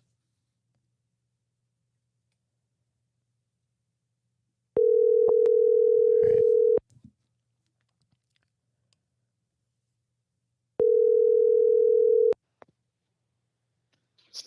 Hello. Hi, this is Jeremiah. Hey, this is Roger. What's up? Roger, I thought you went to bed. No, I hadn't went to bed yet. Oh, okay. Hey, thanks for calling. Getting Man. close. Oh yeah. First of all, let me turn this fan off, y'all. Sorry. Should we tell who you really are? Yeah, you can. All right, guys. This is Squatch and Holler. This is Roger. Hey guys and gals, how y'all doing? First, I want to congratulate you. A little late on the getting over the 30,000 mark. That's incredible. Oh yeah, thanks, man. We've been chugging. I remember the 10,000 when that hit. That was a big deal. So quickly, I was at work. I started a new job. I've been kind of busy with that. Yeah. And this lady approached me. I've known her. I went to school with her, and she was like, "Hey, was that you on the podcast?" And I'm like, I thought, "Whoa, she found my podcast or whatever." Yeah, I have. No, somebody posted when you did released the one I did last year. Yep. Somebody posted it on the local Facebook page, and I didn't know it. And I'm like, wait a minute, what are you talking about? So she explained. I'm like, oh, okay. I didn't know it had got there. So she proceeded to tell me about some strangeness at her house. Her dog started bringing bones of all different animals to the house. Oh. There's just she owns several acres, her and her husband, and they're acquiring some more there. And I'll get the twist here at the end. But so she went over the fence and found I think it was a shed or something that had a lot of bones in it. And so, which that could be anything, mountain lion, coyotes, whatever. And she'd been hearing sounds. She had a cow that was killed strangely. I asked her several questions about that kill and certain parts of the body and what they looked like. And she answered the correct, she didn't know what she was answering, but it was very strange. And so the next day, I got an email from somebody I don't know. He explained about some sounds he's been hearing, strange smells, but whatever, and want me to come out and kind of look around. Well, here's the kicker. The story that you guys heard me tell, I believe I told it on yours, about the guy that almost hit the Bigfoot in the Jeep in 2008. It's the same area, exact same area. Both houses, hers and the guy that emailed me. Yes. And so we have a confirmed sighting from somebody I trust. When I told her who it was that saw it in 2008, she knew him too. She said, "Oh my God." I'm like, "Yes." And that's right there where you live. So they're like neighbors, you're saying? Well, these Are two close. people that contacted me are neighbors, yes, and Okay. and that they almost can throw a rock at each other's house and hit each other. Now, when I asked her where she lives, and she told me, I was like, oh my God. And then when I asked him, where are you at? That's exactly where the big male was crossing in 2008. So apparently, either, that's close to us where we do our, little investigations in the north end. Mm-hmm. Maybe there's some that move in that area or whatever. But, when this was totally unexpected, and because of your show, I mean, and somebody posting it, now I have an opportunity to go look and investigate and maybe put some of this together and maybe find a travel way, whether it's the river and or train tracks or whatever, and see, because I've been invited by both people Really? to come and kind of like look around, and the man, he's an older gentleman. He has access to the big farm there, and he said he can take me onto the big farm. And I told him about the 2008 deal and about the farmer that had seen the thing twice also. And it's just these shows, I mean, y'all calling in, you never, I've said this before, you never know who you're going to influence Absolutely. to come forward. Oh, yeah. Now we've got a cluster, right?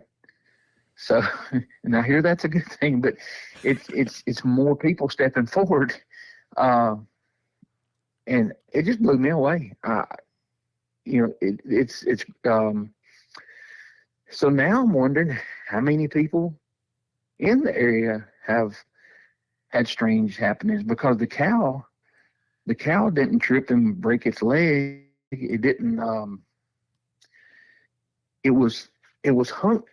The way she explained it, it was hung up in the fence, not like it jumped from the other property to her property and got hung up.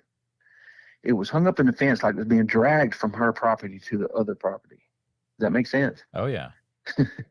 That's a whole nother level, and it was being dragged by the tail. We know that, and the leg, and apparently it got hung. And I don't know, Jeremiah, it's just, and I know I had my experience, and it's been a little crazy. I've had to take a little bit of time away from this. And two, this time of year, what we found here with the high humidity and the heat, we don't have a lot of action even at night a lot of times. So I don't know whether they, I'm sounding like like we know for sure, but for those of you that are listening that hadn't heard my story, I actually saw one when I was 14. So I'm not trying to figure out if they exist. I'm way past that. And I'm not trying to prove they exist, but when you get, I don't care how much you do this, when you get a witness or when you get evidence, it's still shocking. And I don't know if it ever will not be, but it's exciting, to have these people step forward, and none of them have anything to gain. That's what you look at that. She didn't come to me and say, hey, I want to be on your show. She was like, hey, I heard you talking, and I'm like, well, what got you into this? Well, we've had some strange things happen, and I started looking, and I found, it's just like everybody else. You start looking on the internet, and I think the first time I ever did it, it was like I Googled Bigfoot in Tennessee, and then things start popping up. People Google their area. And so now that, I did your show last year, Mm-hmm. and, you have Marshall County, Tennessee, and there's been a lot of people that have contacted me or come forward to other shows because of me finally stepping forward and going out on the limb and talking about what happened to me. Oh, wow. And there's countless people. So you guys, I was listening earlier, when you call in and say, well, now this is what happened to me, and it wasn't that big of a deal. I saw this, I saw that. Well, it may be a big deal to somebody close to you in your area to hear that. So keep telling these stories, keep coming out, and it just builds, it snowballs. And a year and a half ago, I was nervous talking on your show 100 miles an hour. And now it's like people are contacting me, and I'm like, look, I'm not an expert, but I know a little bit. Mike can get you help, but it's amazing, and people are not afraid anymore. It's just no, they're not. And I kind of with this, not at all. Right, and with this new job, I'm like, I'm not going like, hey, I'll go look for Bigfoot, and I've seen one, and I kind of approach, so I'm like, oh, here we go. But no, it's been a positive thing. Some people, one lady overheard the conversation. A little while later, she came to me. It wasn't anything about Bigfoot, but it was about ghosts and some strange things she's had happen. And I think we all need people to talk to, that'll listen. So Anyway, it's a good thing you're doing, man. I appreciate it. I'll always, appreciate what you did for me. And it's grown. And, so from last year, and I'm not here to, I'm not going to make a living at it or whatever. I enjoy learning, and I enjoy the stories. And I got invited. I think it's August 10th. Hold on. And if any of you guys are gals are in the Eastern Tennessee, North Georgia. Yeah, that one. I think Tennessee Wildman and Crypticon in McMinnville, Tennessee. I think it's Saturday, August 10th. I'll be there. I'm not going to be selling anything. I'll have, table set up. I just want to meet people, and, you share your stories. If you want to keep it confidential, that I'm all about that too. But stop by and say, hey, and if you have questions, I might can point you in a direction, to talk to somebody or whatever. But it's just been a wild ride, and I really appreciate you and, Bigfoot Society. And I don't think I think you do realize in a way, but I don't think you really get it of how you're influencing people to talk to each other, so, but I appreciate that, Roger. And guys and people, I'm sure a lot of people will be listening to this. So if you have stuff that you've experienced in Marshall County, you can reach out to me, but you really need to reach out to Roger, because it's important that a person that's in the area and that is collecting all the reports has all the reports. So, Roger, can you share if there's a way for people listening to contact you? Yeah, just, it's the same as my little YouTube channel. It's squatchandholler@gmail.com. And you send me an email, and I also have a P.O. box. You can send me an email we can correspond through that or whatever. Also, I've got that set up. And because I know some people are older folks, and like I'm getting to be, and they're snail mail type folks. That's cool. I've received some awesome letters and notes and have you really? And stuff. You've received Bigfoot sightings? Oh, dude, I have a P.O. box. I need to throw that out there too. Throw it out there, because you have right now, you have older people that do not. They've got a jitterbug phone. Yep. They've got whatever. They're listening to it on their grandkids' tablet. They don't know how to email. Put your P.O. box out there, and they will handwrite you letters. I promise you. Oh, my goodness. That's such a good idea, Roger. And it's amazing. It's amazing to open up and somebody that took the time to, write out, whatever. And it's just, I never expected it. I didn't get into this. I got into this to get it off of my back. And then when I got it off my back, I wanted to learn as much as I could. And when I started that, I started meeting people, talking to people. And I'm like, you know what? I can do this little show thing if I can figure out the internet. Right. And it's been a blast. We've had so much fun with it, and we've been scared out of there's been things happen that's sometimes I'm like, man, should I keep going down this road? Because I may be pushing it a little bit, Keep going. Yeah, I'm not. Yes, but it's no, and I know I sound like I'm gushing, but I don't want to take up a lot of your time, but I just want to encourage everybody to share, and with me, I have a show. I do a few lives. I've taken a break because of the new job. But Jeremiah's going to be there. He's there. He's the hardest working guy in the podcast business, and Bigfoot especially. And reach out to him. I mean, you never know who's listening and who you're going to inspire to get that off their back. And it's a great feeling. I told my story probably a dozen times, and not that I'm bored of telling my story, but I will tell it to anybody that wants to listen, because I know what you've been through. And here so the only thing I know about Bigfoot that I actually know is what I've experienced. So I want to learn from everybody and what I can. So maybe if another opportunity arises, I'm ready for it, and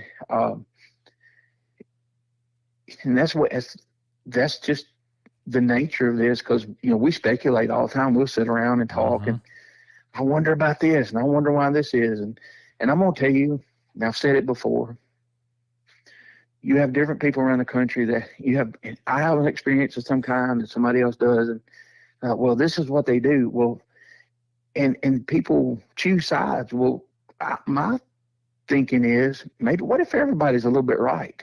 If you don't talk to each other, then you're not going to solve anything, right? So, have your opinions. I'm fluid with mine. If Jeremiah goes out, if you go out and you and Tate and y'all go do a documentary or whatever, Tater. I want to meet him one day. Yeah, but you will. But he's but if you guys go out and have an experience, and then you relay it to everybody through YouTube and whatever documentary, that's as good as gold to me, because I know you guys, the way you think things through. You know what I mean? You're not going to like, oh, everything's a Bigfoot, everything's this or that. So, guys, just keep doing what you're doing, man. I mean, 30,000 is amazing, but I know I can see 100,000 coming, and maybe a visit on Joe Rogan or something. You don't have nightmares about that, do you? Roger, stop it. Did I have this conversation with you? A little bit. Where I wake up at night with a panic attack that it's going to happen. Like, I literally, it's going to blow up, right? No, that it's a panic attack for me. So don't say that into reality. You bring it in. Look, y'all. Yeah, I take this subject seriously, but man, I love to have fun too. And it's the people that I've met here from all over, really. I've met a lot of people, and most of them, there are some people that, in all walks of life, take themselves a little too seriously. But some of those people, how can I put it there? I said it one time where I heard a guy that had a PhD, and he was, well, I'm not going to talk to the redneck that lives amongst them and blah, blah, blah. And they say this and they say that. Well, they're burning bridges to this thing they're seeking. Yeah. Absolutely. Because I know some people like that I've had some crazy experience. I found some of my best evidence with those people. I mean, they're hard to break into their circle. They have to trust you. And me, I never meet a stranger. And if somebody tells me, Roger, I'm going to tell you something, do not tell this. It stays between us. Absolutely. You got to earn that trust. Absolutely. So anyway. Half the stuff I get told never gets on the podcast, man. It's crazy. It's crazy, right? It is. Like some of the stuff you got to respect I've seen that. some pictures, y'all. Oh my God. Oh, geez, yeah. And here's I'm not going to mention anything. But Jeremiah knows something happened close to me in the past week. And I was a little bit involved with it. But what it taught me was, I posted something for somebody, for a friend, to help out his business. And it blew up on TikTok. It got about 130. It was getting about 5,000 views every 5-10 minutes. Really big. And I shut it down because people, I had a legit picture. It's not Bigfoot. I had a legit picture. And half the people are saying that's AI, that's Photoshop. Yeah, right. I mean, this guy I've known all my life, you know, and it's Photoshopped, and that's not this person. And I'm like, what in the world's going on? And then I realized now, y'all, I'm not saying go out and hunt a Bigfoot and kill it, but it's going to take a scientist with a body. Absolutely. Right? Yep. And then when that happens, you're going to have people that don't believe that. So that kind of taught me a lesson. If I do find more footprints or whatever, I will share it, but I don't expect anything out of it. I had a discussion with a longtime researcher a couple weeks ago, and he said, Roger, he said, I found this evidence and I found that evidence, and I put it out there. He said, and I was expecting a lot of people to be in, and I've seen it, and it's pretty amazing. And he said, it's crickets. Nobody cares. Mm-hmm. Yep. He said people are so distrusting nowadays because of AI and all these, you know, things they see in movies. He said, this is legit. I had 5 people with me, and I've watched the video, and it's pretty amazing. And no, it's not that they don't care. They don't trust it. So I don't know what it's going to take. So just go out and have fun, you guys. Oh, yeah. Talk to each other, and you know it's real. But don't expect. I don't know if somebody drove up on the courthouse square with a body. I mean, would people believe it then? No. I don't know. Well, man. look, my buddy, you know, in we'll 2008 almost hit one. Yeah, if Eric would have just swerved at that thing, wow, this conversation wouldn't be happening. But no, but I don't know. Thank you. I appreciate everything you do, Tate, and the gentleman on earlier, and everybody that shared their stories. Keep doing it. Thank you, Roger. Don't let the naysayers. Here's where I'm at right now. Exactly.